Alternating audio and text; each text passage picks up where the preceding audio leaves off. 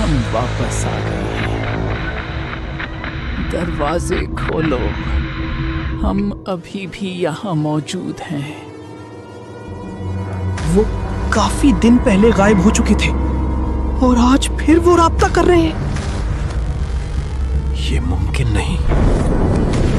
لیکن کمانڈر، ہم نے ان کی موت کنفرم کی تھی. سر، تمام ریڈیو خود بخود آن ہو رہے ہیں. وہ ان کی آوازیں استعمال کر رہا ہے. کوئی انہیں روکو، وہ گیٹس کھول رہے ہیں.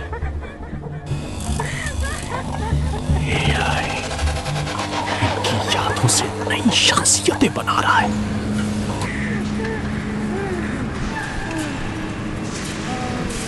جنگ نہیں لڑ رہا، وہ انسانوں کو کنٹرول کر رہا ہے.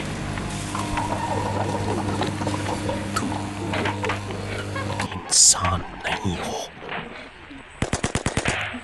انسان آوازوں پر یقین کر لیتے ہیں،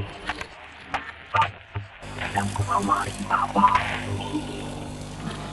انسانی جذبات سب سے کمزور نظام ہے.